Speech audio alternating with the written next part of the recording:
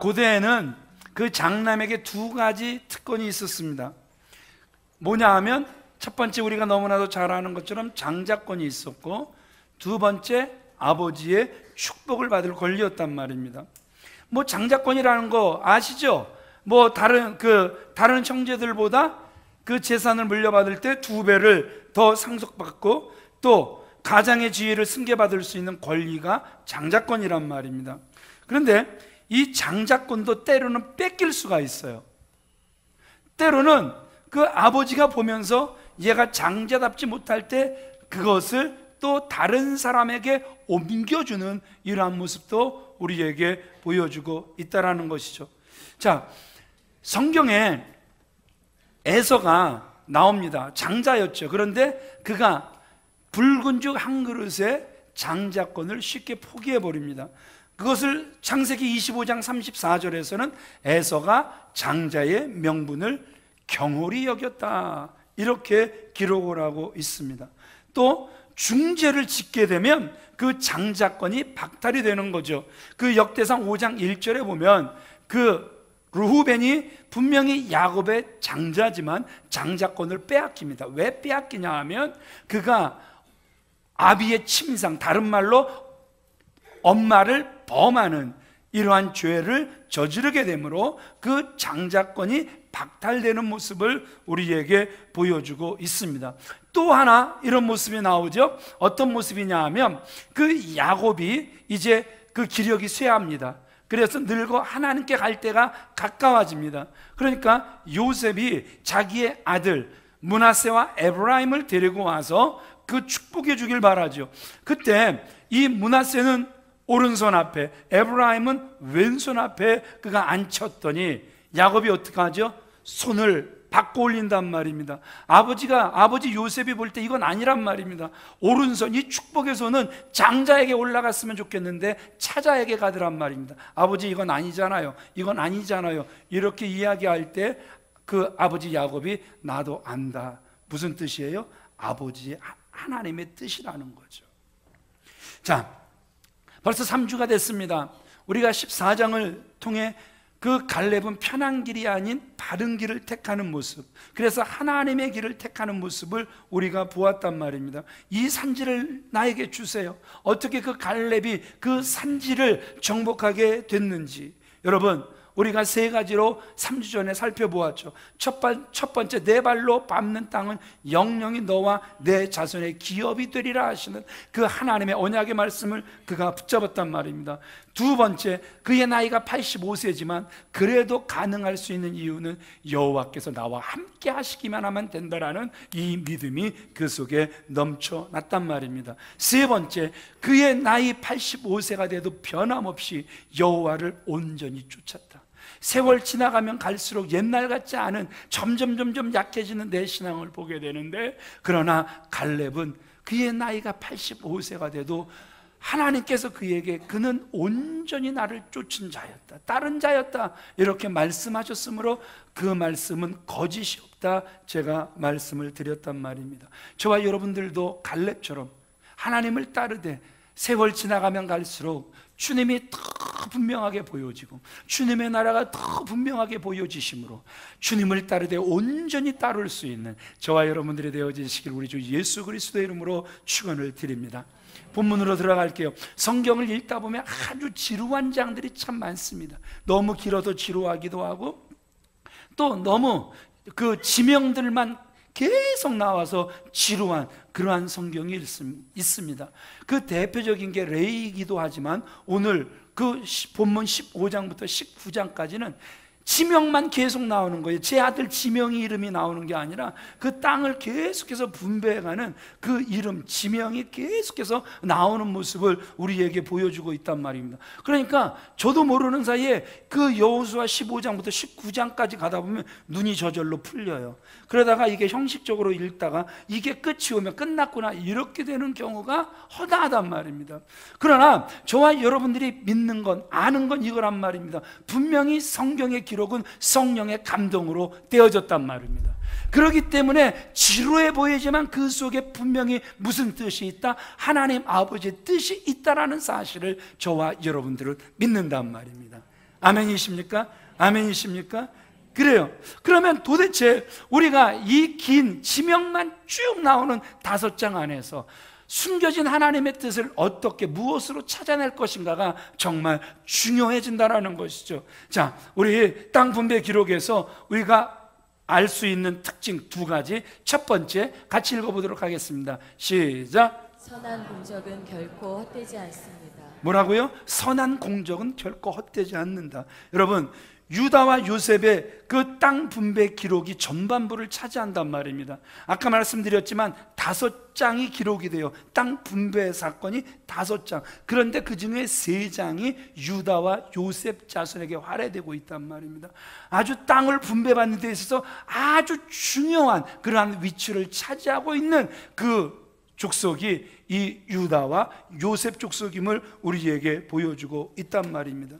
왜 이렇게까지 유다와 요셉이 중요하게 취급당하고 있을까? 그것은 유다와 요셉이, 따라합시다, 하나님의 뜻을 너무 잘 알고 있었기 때문이다. 자, 여러분들이 잘 아시는 것처럼 유다는 말입니다, 그 죽음을 당할 뻔한 그 요셉을 어떻게 하자 그러죠? 죽이지 말자. 우리 손에 동생의 피를 묻혀 그 피를 덮은들 무슨 유익이 있으리요? 그래서 결국 요셉을 살린 사람이 누구예요? 유다였단 말입니다. 이따 읽게 될 거예요. 그래서 그 요셉이 애굽으로 팔려가 결국 국무총리가 되는 데까지 역할을 한 사람이 바로 유다였다라는 사실을 우리는 너무나도 잘 알고 있어요. 이제 유다가 살고 있는 그 가나안 땅에 흉년이 듭니다. 전 세계적인 흉년이 들게 된단 말입니다. 그래서 애굽에만 양식이 있다라는 소문을 듣게 되고 그 애굽으로 양식을 사러 가는 과정 중에, 이제 다 설명하면 길지만 이런 사건이 있었죠. 그 요셉이 너 식구들 얘가 다냐? 여기 있는 사람들이 다냐? 또 한 사람 베냐민이 있다라는 소리를 말할 때 그 베냐민을 데려와야 너희들이 스파이가 아니고 참으로 식량 사러 온 사람인 줄 알겠다. 그래서 시므이를 딱 잡아놓고 보내죠. 예. 그래, 이제 베냐민을 데리고 가야만 식량을 살 수 있는데 아버지 야곱이 베냐민을 너무너무 사랑하니까 안 내준단 말입니다. 그러니까 그때 유다가 나서는 거죠. 예, 반드시 데리고 오겠습니다. 그랬는데 이게 웬일입니까? 데려올 수 없게 되죠. 왜냐하면 베냐민이 그 애굽에서 도둑으로 몰리게 되죠. 계획적인 사건에 도둑으로 몰리게 되죠. 이때 누가 나서는 거예요? 유다가 나서는 거란 말입니다. 그 가정의 십자가를 유다가 다 지는 모습을 우리에게 보여주고 있다라는 것이죠. 정말 아름다운 모습을 지닌 사람이 유다였다라는 거죠. 이 말씀을 준비하면서 또 하나님께서 주시는 감동은 뭐냐 하면, 우리는 살아가다 보면 여러분들 주변에 어떤 사람들이 주로 많이 몰려 있습니까? 살리는 사람이 모여 있습니까? 아니면 남을 원망하고 불평하고 험담하고 끌어내리고 할 수만 있으면 죽이려는 사람들이 주변에 많이 몰려 있습니까? 그건 여러분들이 너무나도 잘 알고 있단 말입니다. 내 주변 사람들이 어떤 사람인지. 저는 여러분들을 축복합니다. 여러분들 주변에 유다같이 살리려고 하는 사람들로 포진되길 주님의 이름으로 축원을 드립니다. 그 모습을 하나님께서 너무너무 귀하게 보셨음을 우리에게 보여주고 있다라는 것이죠. 또 우리 창세기 37장 26절로 27절 말씀 같이 읽어보겠습니다. 시작. 유다가 자기 형제에게 이르되 우리가 우리 동생을 죽이고 그의 피를 덮어둔들 무엇이 유익할까? 자, 그를 이스마엘 사람에게 팔고 그에게 우리 손을 대지 말자. 그는 우리의 동생이요 우리의 혈육이니라 하며 그의 형제들이 청종하였더라. 우리 창세기 44장 32절로 34절도 읽어보겠습니다. 시작. 주의 종이 내 아버지에게 아이를 담보하기를 내가 이를 아버지께로 데리고 돌아오지 아니하면 영영의 아버지께 죄짐을 지리이다 하였사오니 이제 주의 종으로 그 아비를 대신하여 머물러 있어 내 주의 종이 되게 하시고 그 아이는 그의 형제들과 함께 올려보내소서. 그 아이가 나와 함께 가지 아니하면 내가 어찌 내 아버지에게로 올라갈 수 있으리까? 두렵건대 제가 내 아버지에게 미침을 보리이다. 가정의 십자가를 누가 지는 거예요? 유다가 지는 모습을 우리에게 보여주고 있단 말입니다. 그런데 이 두 사건 앞에 먼저 늘 누가 등장을 하냐 하면 그 가문의 장자 루벤이 항상 먼저 등장을 해요. 그래서 장자 같은 말, 장자 같은 역할을 하려고 하긴 해요. 그런데 문제는 뭐냐 하면 말은 기가 막히게 잘하는데 그 말을 끝까지 책임지는 모습은 하나도 없어요. 창세기 37장 21절로 22절에 보면 그 루벤 마음속에도 유다처럼 살리려고 하는 말이 그 속에 있었어요. 살리려고 하는 마음도 그 속에 있었어요. 그러나 끝까지 그 말을 책임지지는 못해요. 그러니까 다른 말로 이 루벤은 어떤 사람이냐면 말쟁이에요. 말은 기가 막히게 잘하는데 책임은 안 지는 사람. 또 이제 아까도 곡식이 다 떨어졌다 그랬잖아요. 그때 먼저 나서는 사람이 또 루벤이에요. 아버지, 베냐민 데려가게 해주세요. 내 두 아들의 목숨을 담보하겠습니다. 그런데 이상하죠? 야곱이 루벤의 말은 안 들어요. 그 장자 루벤의 말은 신뢰를 안 해요. 설득당하지를 않죠. 그때 나선 게 유다란 말입니다. 제가 담보하겠습니다. 그러니까 야곱이 바라봐도 루벤은 말쟁이였어요. 말만 잘하고 항상 그 말에 대한 책임은 전혀 지지 않는 이러한 사람이 루벤의 모습이었다라는 거죠. 또 한 사건이 나오죠. 이제 그들이 430년간 애굽에서 이제 종살이를 하다가 이제 광야 그 길을 40년 동안 걷습니다. 그러다가 마지막 이제 요단 서편을 바라보면서 이 요단을 건너려고 하는, 요단강을 건너려고 하는데 그 전에 전투에서 그 얻은 땅이 너무너무 좋다 보니까 이 땅이 마치 과거의 에덴 동산 같다, 여기 머물자. 하나님의 뜻과는 거리가 멀게 그 땅에 남으려는데 앞장선 사람이 또 루벤이에요. 이상하게 사람이 한번 잘못 풀려가면 그게 500년이 지난 그 시점에도 세상에 잘못 풀려가는 이런 안타까운 모습을 우리에게 보여주고 있다는 것이죠. 여러분, 우리가 세상을 살아가면서 많은 사람들과의 관계를 갖습니다. 어떤 사람이 여러분들을 가장 힘들게 합니까? 말은 기가 막히게 잘하는데 말뿐이지 전혀 행동하지 않는 사람, 말뿐이지 전혀 책임지지 않는 사람, 이런 사람은 내 옆에서 없어져 버렸으면 좋겠어요? 없어져 버렸으면 좋겠어요? 없어져 버렸으면 좋겠어요? 세상에 제일 힘들고 짜증나게 하는 사람들이 말쟁이란 말입니다. 말은 기가 막히게 잘하는데 거기에 대한 책임은 이만큼도 안 지려고 하는 사람들. 나서기는 다 나서, 빠지는 데 없이 다 나서, 자기가 모르면 다 시험 들어, 다 자기가 알아야 된대. 그런데 알면 뭐합니까? 책임지려고 하는 자세는 이만큼도 없는데. 그래서 감히 여러분들을 축복합니다. 교회 안에서는 루벤의 영이 빠져야 돼요. 늘 말만 앞서는 사람, 그러면서도 늘 하나님의 뜻과는 거리가 먼데 멈추려고 하고 사람들을 선동하는 이러한 루벤 같은 영이 교회 안에서 빠져나갈 때 비로소 하나님의 교회는 하나님의 교회답게 세워져 갈 수 있다는 것입니다. 아멘이십니까? 아멘이십니까? 자, 이제 그러니까 아버지 야곱이 그 유다를 축복을 합니다. 두 가지 축복을 합니다. 기가 막힌 축복을 하죠. 그대로 성취가 됩니다. 자, 첫 번째 사자를 등장시킵니다. 창세기 49장 9절 말씀 같이 읽어보겠습니다. 시작.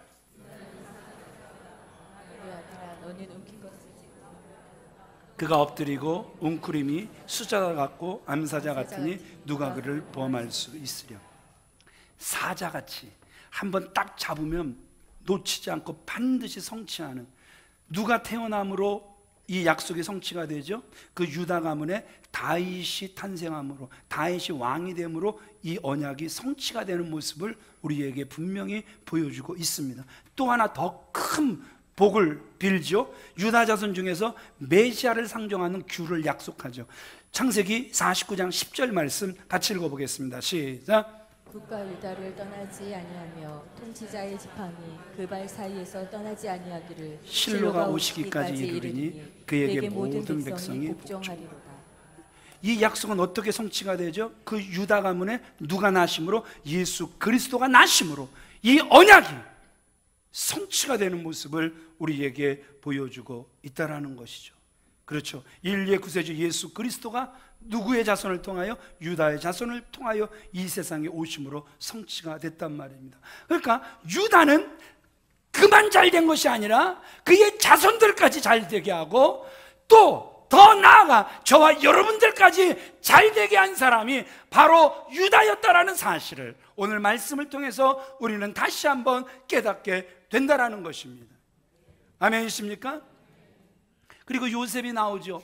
이 요셉 똑같아요. 자신을 희생하여 하나님이 자기의 가족, 그래서 이스라엘을 살리려고 하셨다라는 사실을 그는 깨달았단 말입니다. 우리 창세기 45장 6절로 8절 말씀 같이 읽어보겠습니다. 시작. 이 땅에 2년 동안 흉년이 들었으나 아직 5년은 밭갈이도 못하고 추수도 못할지라 하나님이 큰 구원으로 당신들의 생명을 보존하고 당신들의 후손을 세상에 두시려고 나를 당신들보다 먼저 보내셨나니 그런즉 나를 이리로 보낸 이는 당신들이 아니요 하나님이시라.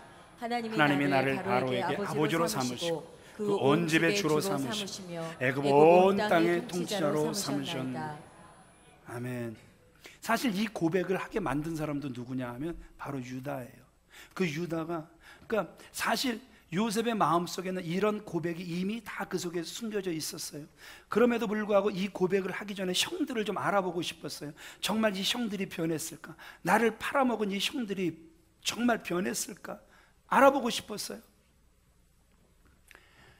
근데 딱 유다가 나서잖아요. 이제 베냐민이 딱 이제 노예가 돼야 될 그러한 상황 속에 그 베냐민을 안는, 그때도 자기를 보호하려고 하더니 또 자기 친동생 베냐민을 보호하려고 하는 그 모습 속에 그가 정을 억제하지 못하고 그래서 막 뛰어가서 울고 나와서 그가 이런 위대한 고백을 하더란 말입니다. 여러분, 여기서 우리에게 보여주는 게 그거잖아요. 저와 여러분들이 이 세상 살아갈 때 정말 겸손히 주를 섬길 때 괴로운 일들이 얼마나 많이 있습니까? 눈물 골짜기를 통행하게 된단 말입니다.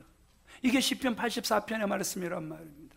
그런데 여러분, 그럼에도 불구하고 이 요셉의 아주 위대한 고백은 당신들이 나를 팔아서 내가 이곳에 오게 된 게 아니라는 거예요. 우리는 늘 원망, 불평하죠. 하필이면 엄마가 시집을 보내도 이런 집에 보내고, 하필이면 장가를 가도 이런 여자를 만나고, 아니 자식들, 남의 집 자식들은 자랑거리도 많은데 왜 이런 자식들을 낳는가? 왜 내 주변에는 왜 맨 이런 사람들만 있는가? 우리는 툭하면 원망하고 불평할 때가 정말 많단 말입니다. 그러나 오늘 우리 속에 어떤 고백이 있어져야 진정한 신앙의 사람인가? 요셉과 같은 이 신앙 고백이 있어져야 진정 하나님의 사람이란 말입니다. 그런즉 나를 그 보디발의 짐에 보내신 분도 하나님이시고, 나를 그 감옥 속에 보내신 분도 하나님이시고, 나를 이 애굽의 통치자가 되게 하신 분도 하나님이시다. 아멘이십니까? 세 번째만 좋죠. 나를 통치자로 삼으신 하나님만 좋죠. 그러나 그 전에 노예 생활도 거쳐봤고 교도소 생활도 거쳐보았고, 그러나 그것까지라도 다 뭐라고요? 나를 이곳에 보내신 분은 누구시라고요? 하나님이시다. 이걸 그대로 우리 가정에 적용해 보잔 말이에요. 저런 못된 모 같은 남편을 만나게 하신 분도 누구시라고요? 저 남편을 만나게 하신 분이 누구시라고, 전은아 집사님? 하나님! 요새 우리 전은아 집사님 때문에 얼마나 행복한지 몰라요.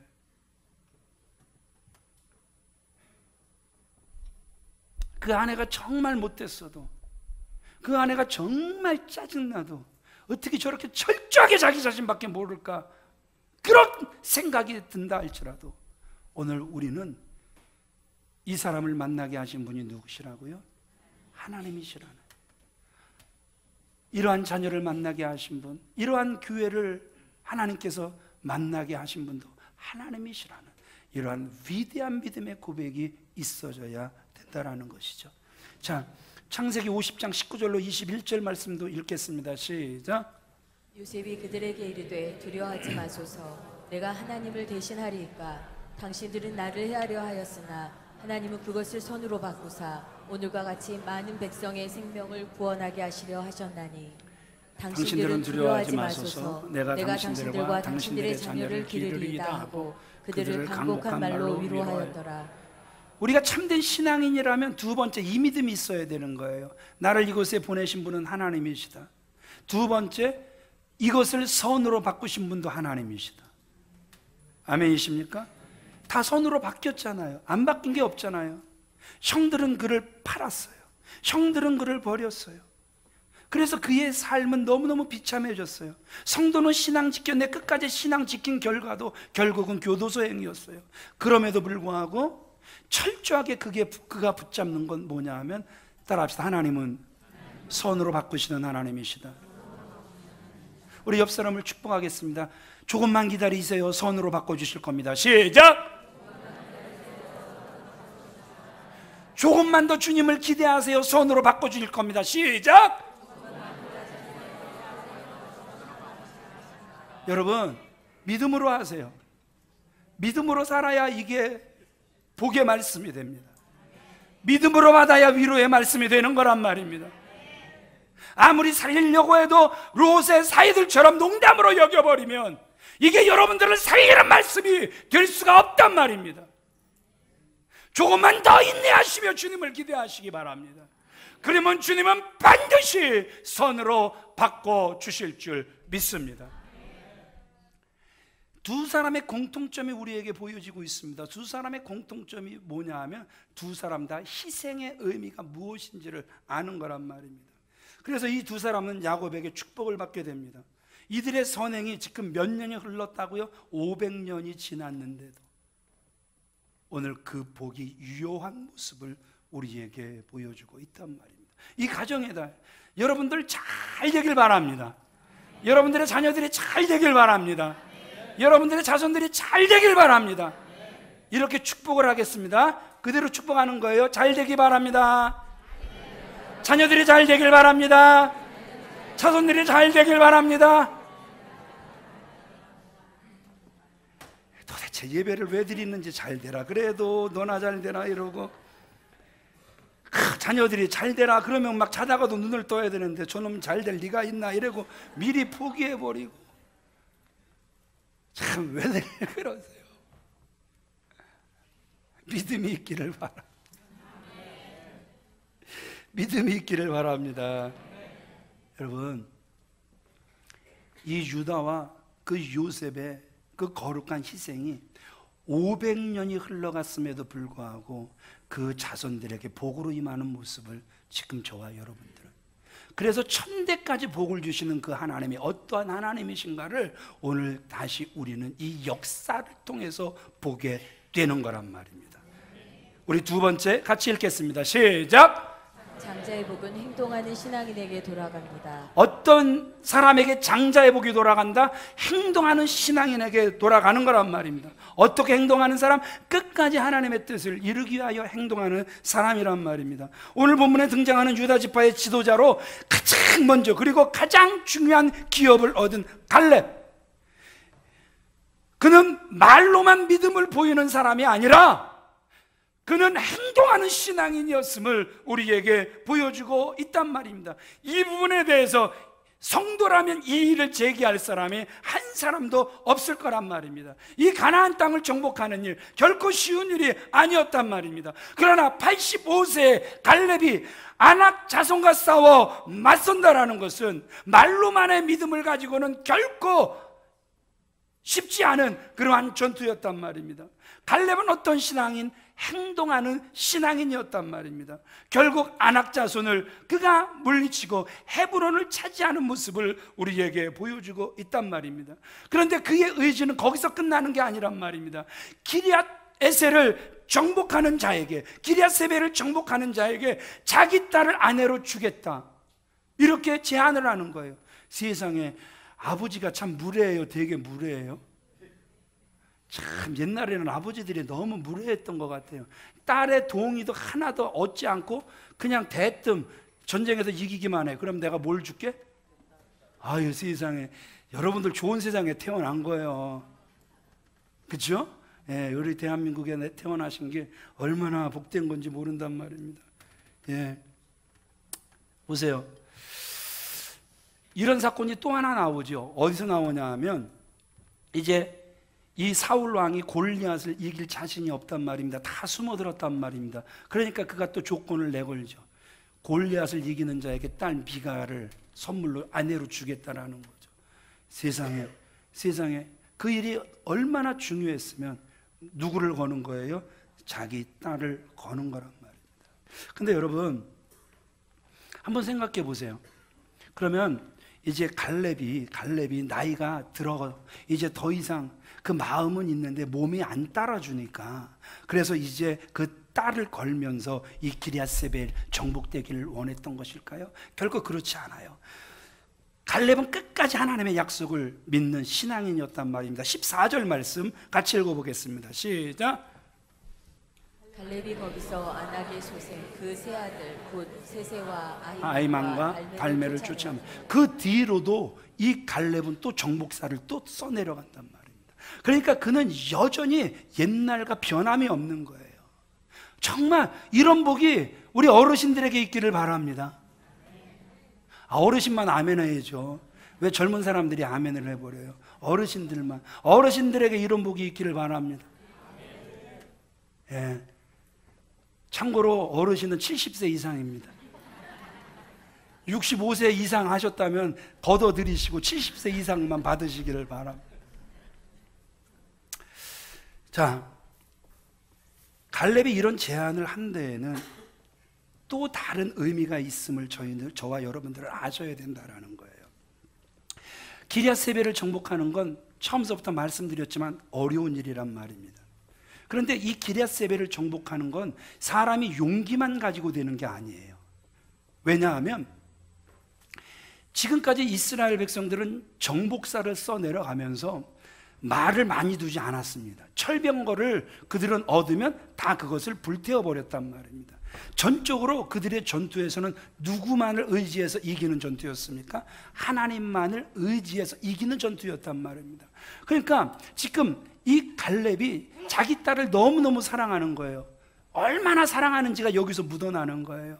그러니까 이 갈렙은 용기만 있는 자가 자기 사이가 되는 걸 원치 않는 거예요. 자기를 똑같이 닮아서 믿음으로 행동할 수 있는 사람이 사이가 되기를 원하는 거예요. 그래서 그것을 테스트하는 게 기럇세벨이란 말입니다. 분명히 나서는 자는 용기도 있는 자이고 분명히 나서는 자는 환경은 따라주지 않지만 누구의 이름을 믿고 나서는 자가 될 것이니까 하나님의 이름을. 지금 다른 지파들은 움직이지도 못하고 있는 이러한 때에 하나님의 이름을 신뢰하는 자가 나와서 움직일 것이기 때문에 그는 거기에 누구를 거는 겁니까? 자기 딸을 거는 거예요. 자기 딸이 용기도 있고 거기다가 신앙까지 있는 사람이면 금상첨화잖아요. 얼마나 좋습니까? 요즘 우리 청년들이 교제를 하는데 아야 신앙은 보지도 않는다 그래요. 부모들도 똑같아요. 자녀들이 교제를 할 때 신앙은 안중에도 없는 그러한 모습들을 우리가 많이 보게 된단 말입니다. 그러나 그 갈렙은 자기 딸을 얼마나 사랑했는지 그 딸이 신앙 있는 사람의 아내가 되기를 너무 원했던 거예요. 다른 지파들처럼 하나님의 이름은 입에만 있고 움직이지 못하는 사람이 아니라 말만 하며 전혀 손가락 하나 움직이지 않는 그러한 지파들이 아니라 비록 환경은 좋지 않지만 어렵지만 누구의 이름 하나 믿고 의지하며 나아갈 수 있는 사람, 여호와 하나님의 이름 믿고 나아갈 수 있는 그러한 사람이 사이가 되기를 너무너무 원했다라는 거죠. 아멘이십니까? 또 복을 빌어드리겠습니다. 받고 싶으면 받으시고 아니면 튕겨내시기 바랍니다. 여러분들에게 갈렙과 같은 복이 있기를 바랍니다. 미래를 내다보는 복된 눈이 있길 주님의 이름으로 축원을 드립니다. 옆 사람 눈을 보세요. 진짜 반짝이고 있나? 썩은 눈인가? 반짝이는 눈인가?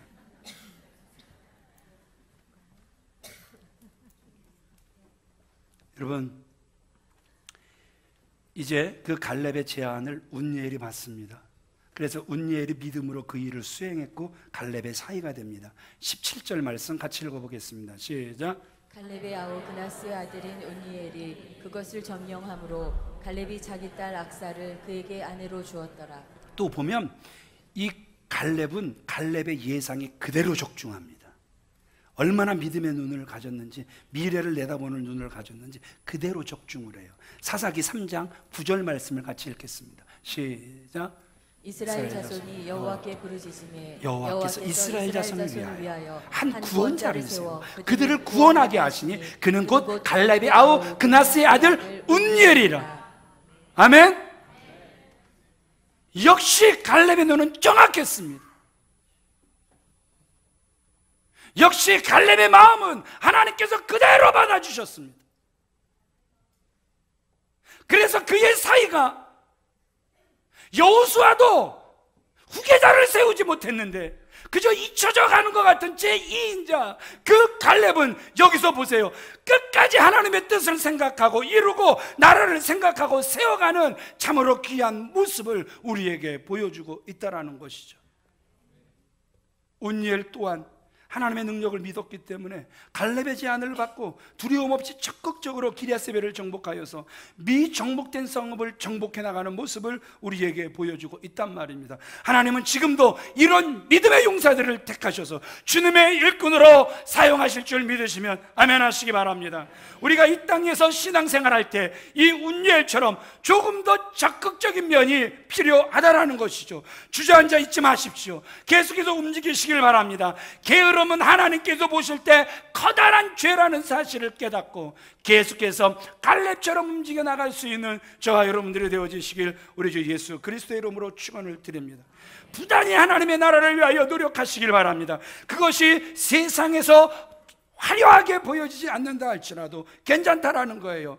하나님 나라가 확장될 영역은 꼭 큰 데서만 보여지는 것이 아니라 아주 작은 부분이지만 확장되어져 가야 될 부분은 너무너무 많다라는 것이죠. 그런데 가장 중요한 영역은 자기 자신의 영역이란 말입니다. 믿음으로 가득 채워지시길 주님의 이름으로 축원을 드립니다. 순종으로 가득 채워지시길 주님의 이름으로 축원을 드립니다.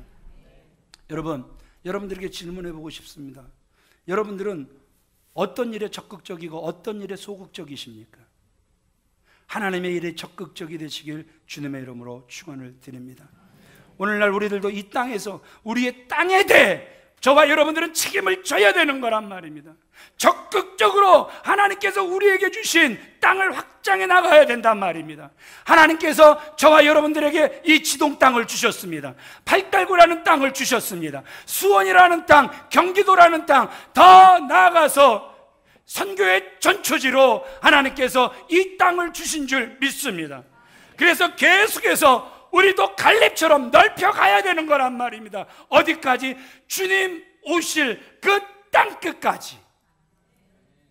계속해서 하나님께서 우리에게 주신 땅을 바라보며 갈렙처럼 운니엘처럼 나아갈 수 있는 저와 여러분들이 되어지시길 우리 주 예수 그리스도의 이름으로 축원을 드립니다. 우리가 믿는 하나님이 유다의 후손을 복주시고 가나안 땅을 기업으로 주시고 그 후손을 통하여 메시아이신 예수 그리스도를 세상에 보내주신 하나님이시란 말입니다. 하나님은 오늘도 자신의 처지에서 최선을 다하고 끝까지 완수하려는 자에게 복을 주심으로 큰 일을 맡기시며 그 자손이 유다 자손처럼 번성케 하실 줄 믿습니다. 비록 우리가 어려운 시대를 살아가고 있지만 위로 하나님을 믿고 이웃을 사랑하며 사랑의 십자가, 희생의 십자가, 생명의 십자가 지는 일을 중단하지 마시기 바랍니다. 왜냐하면 이것이 지금도 우리가 무엇을 신고 있는 겁니까? 복을 신고 있는 것이고 지금 이것이 알곡을 신고 있는 것이기에 반드시 열매로 주어질 줄 믿습니다. 500년이 흘러가도 언약의 신실하신 하나님께서 우리 자손들에게 반드시 복 주실 줄 믿습니다. 말씀을 마치겠습니다. 자, 유다 지파는 야곱의 몇 번째 아들이었습니까? 몇 번째 아들? 유다는 네 번째 아들이었습니다. 요셉은 몇 번째 아들이었습니까? 몇 번째 아들? 미개 6이래!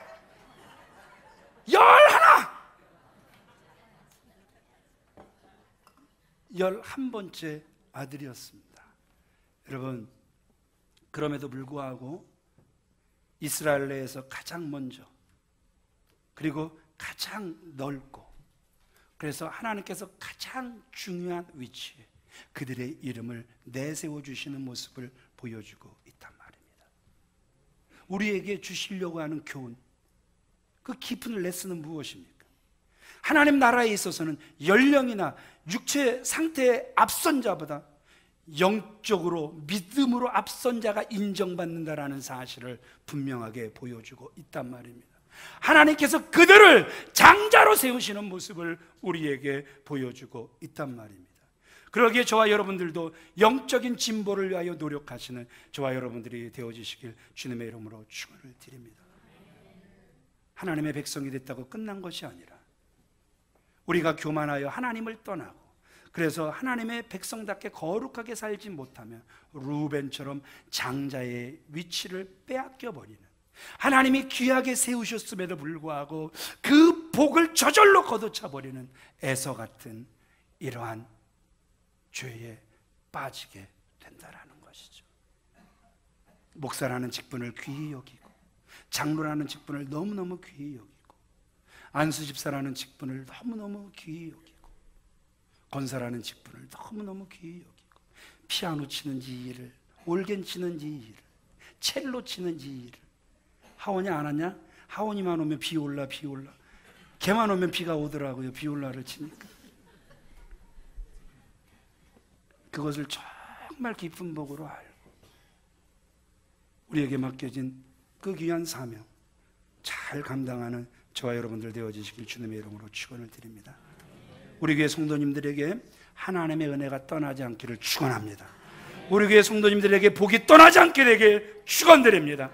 우리 교회 성도님들의 삶 속에서 언제나 신실하신 하나님의 복이 자자손손 지속되기를 주님의 이름으로 축원을 드립니다.